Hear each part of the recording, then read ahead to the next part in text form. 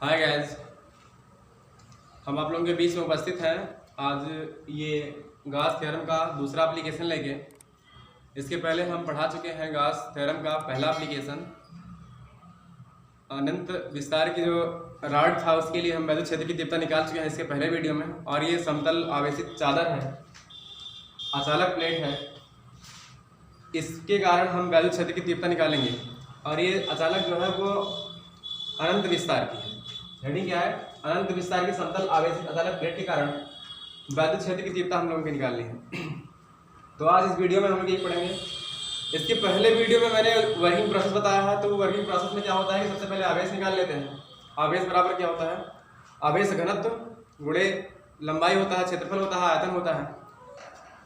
और उससे हम समीकरण एक मान के निकाल लेते हैं। उसके बाद हम क्या करते हैं कि फाइव वैद्युत फ्लक्स संख्या निकालते हैं, अलग अलग पृष्ठ पर निकालते हैं। पृष्ठ 1 पर, S1 पर, S2 पर, S3 पर, जितने भी पृष्ठ रहते हैं उसको हम देख के निकाल लेते हैं। तो पृष्ठ वैद्युत फ्लक्स संख्या निकालने के बाद सब पृष्ठ पे उसका टोटल निकाल लेते हैं कि तीनों या जितने भी पृष्ठ होते हैं सब पूरा का पूरा टोटल वैद्युत फ्लक्स संख्या कितनी निकलती है। और वैद्युत फ्लक्स संख्या का जो मान आता है और आवेश का जो मान आता है उसको हम उठा के क्या कर देते हैं, गॉस के प्रमेय में रख देते हैं। तो हमको क्या मिल जाता है? वैद्युत क्षेत्र की तीव्रता। तो मान लेते हैं कि यहाँ पर एक अनंत विस्तार की एक आवेशित अचालक प्लेट है जिसका नाम ABCD देते हैं, ABCD देते हैं। इसके अंदर Q आवेश है जो एक समान रूप से पूरे प्लेट पर, प्लेट के एक ही साइड में समान रूप से वितरित है और Q आवेश है। मान लेते हैं इसका पृष्ठ घनत्व जो है वो सिग्मा है। क्या है? पृष्ठ घनत्व सिग्मा है।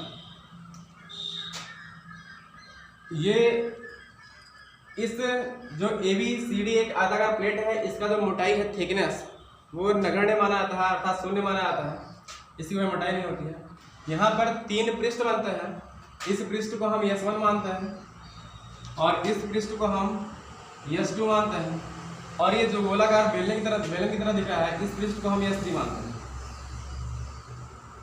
अब यहाँ से जहाँ से इस पृष्ठ को, आयताकार पृष्ठ को ये टच कर रहा है, यहाँ से एक बिंदु r मीटर की दूरी पर P स्थित है।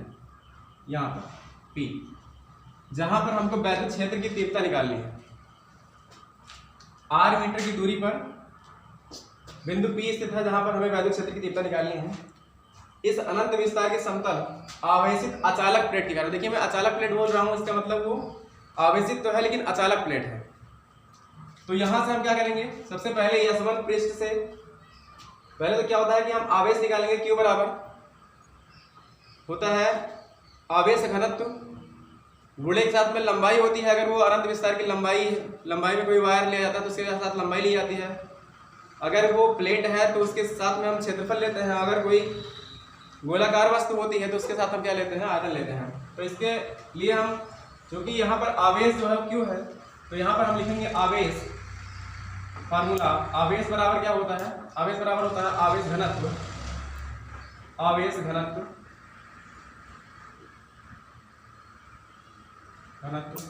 गुणे क्षेत्रफल। तो आवेश घनत्व, यहाँ पर जो क्षेत्रफल है, अनुप्रस्थ काट का क्षेत्रफल जो है उसको A मान लेते हैं और यहाँ भी A मान लेते हैं। अनुप्रस्थ काट का जो क्षेत्रफल है वो A मान लेता है। तो यहाँ पर आवेश घनत्व अभी भी माना गया है सिग्मा, और उसके साथ में आवेश का जो क्षेत्रफल है वो A है। तो यहाँ से एक फार्मूला हमको मिलता है आवेश का, Q is equal to sigma के साथ मिल जाता है हमको A। इसको समीकरण एक मान के हम छोड़ देते हैं एक बार। उसके बाद हम अलग अलग देखते हैं कि S1 पृष्ठ है, S2 पृष्ठ है और S3 पृष्ठ है। इसके लिए हमको वैद्युत फ्लक्स की संख्या निकालनी होती है। तो हम कहेंगे कि S1 पृष्ठ पर कुल वैद्युत फ्लक्स निकलते हैं। तो वैद्युत फ्लक्स का फार्मूला हम जानते हैं कि phi E is equal to E S cos theta. लेकिन सबसे इंपॉर्टेंट जो इसमें होता है वो एंगल देखना होता है कि किसके साथ में कौन सा कोण बन रहा है। तो चूंकि ये प्लेट है, समतल प्लेट है, इसके साथ में एक रॉड ऐसे दिख रहा है, तो ये जो अनुप्रस्थ क्षेत्रफल है, ये जो लेयर दिख रहा है आपको वो ऐसे है, ऐसे है। ये जो प्लेट है ABCD, इसको मान लीजिए, और ये ऐसे कुछ है। तो ये वाला पृष्ठ ले रहे हैं हम S1 की तरह तो इसके साथ में, इस तल के साथ में ये जो लेयर बनेगा वो पैरेलल बनेगा। इसका मतलब होगा कि अगर S1 के साथ दिया जाएगा तो वो थीटा का मान कितना लिया जाएगा, 0 अंश लिया जाएगा।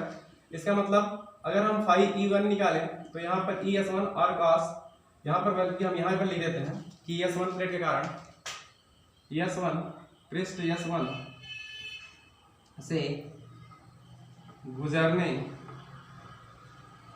वाले फ्लक्सों की संख्या,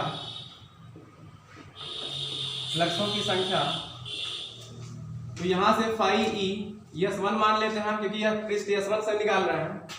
मैंने कहा कि यहाँ पे बनेगा E S1 और cos 0 अंश, क्योंकि ये एक समतल प्लेट है, चादर है, और ये रड ऐसी तरह बन रहा है, इस तरह ये फिगर बिल्कुल, और इसके सापेक्ष जो ये वाला तल होता है वो क्या बन जाएगा, आपका बिल्कुल पैरेलल रहेगा। इसका मतलब वो 0 अंश के साथ दिया जाएगा। वही सेम कंडीशन होती है S2 प्लेट के लिए।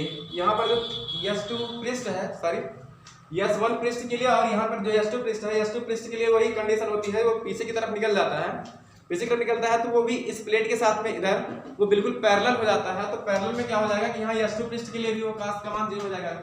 तो यहाँ पे हम सबसे फाई E1 लिखते हैं, तो E S1 वो पृष्ठ है, क्षेत्रफल लिया जाता है, तो यहाँ पे S1 के स्थान पे हम क्षेत्रफल जो माना गया है A रख सकते हैं, A हो गया। हम कहेंगे तथा पृष्ठ S2 से निकलने वाले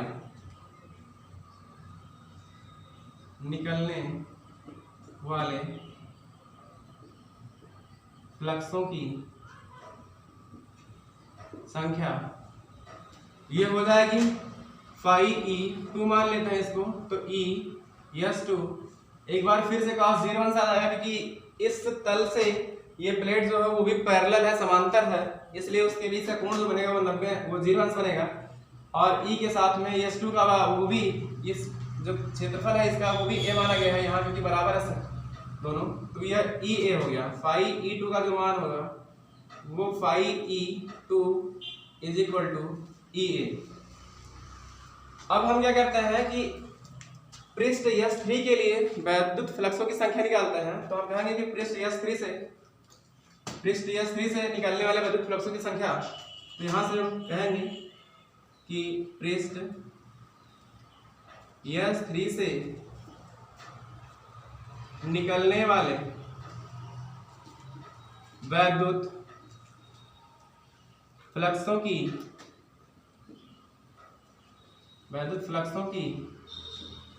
संख्या, तो ये हो जाएगा फाई E3 बराबर, ये हो जाएगा ES3 और इसके साथ में cos 90 डिग्री। देखिए यहाँ पे 90 अंश कैसे हो रहा है, क्योंकि ये बिल्कुल ऐसे प्लेट के अंदर जा रहा है। अब प्लेट के अंदर जहां पे जा रहा है ये प्लेट के साथ 90 डिग्री बना रहा है। ये चित्र में आप देख सकते हैं मेरे हाथ से, कि इस हाथ से मैं ये कह रहा हूँ कि ऐसे जहां पे जा रहा है वो यहाँ से यहाँ पे लेके ये 90 डिग्री बना रहा है। तो उस पृष्ठ की बात कर रहे हैं जहां पे वो प्लेट के अंदर दिख रहा है, हमको जा रहा है, तो वहाँ इसलिए एक दूसरे पे परपेंडिकुलर हो जाएंगे, तो वहां पे cos का मान 90 अंश लिया जाएगा, cos 90 अंश का मान। तो यहाँ से जैसे ही हम रखेंगे E और S3 और cos 90 अंश का मान 0 होता है। अभी मैंने पिछले वीडियो में बताया कि cos, यहाँ पे हम लिख भी सकते हैं cos 90 डिग्री, क्योंकि cos 90 डिग्री बराबर कितना होता है 0। तो इसलिए हमको फाई E जो 3 का वैल्यू मिलेगा, फाई E3 का जो वैल्यू मिलेगा कितना मिल जाएगा 0। तो phi E3 is equal to कितना हो जाएगा 0। अब हम क्या निकालेंगे, S1 S2 S3 से निकलने वाले कुल वैद्युत फ्लक्सों की संख्या। तो यहां से हम कह सकते हैं कि इसलिए S1 S2 तथा S3 से निकलने वाले कुल वैद्युत फ्लक्सों की संख्या,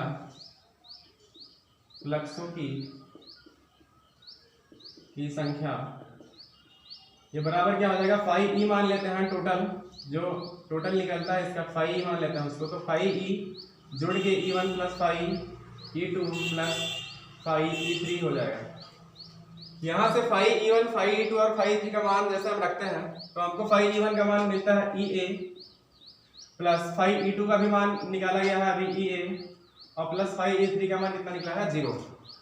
तो यहाँ से इसको जोड़ देंगे हम, तो EA जुड़ के कितना हो जाएगा 2EA और ये फाई ई का जो टोटल वैद्युत फ्लक्सों की संख्या निकलेगी फाई ई बराबर 2EA। इसको हम समीकरण 2 मान में छोड़ देते हैं। अब हम कहते हैं यहाँ पर कि फाई ई का मान और आवेश का मान, समीकरण 1 से जो आवेश का मान निकला है उसको हम कहाँ रखते हैं, गॉस के प्रमेय में रखते हैं। तो हम जानते हैं, परंतु हम जानते हैं कि गॉस के प्रमेय से phi is equal to Q by epsilon 0। यहाँ से हम समीकरण 1 से और समीकरण 2 से फाई और क्यू का मान समीकरण 3 में, इसको समीकरण 3 मान लेते हैं, समीकरण 3 में रखते हैं। तो लिखेंगे समीकरण 1 से क्यू तथा समीकरण 2 से फाई ई का मान समीकरण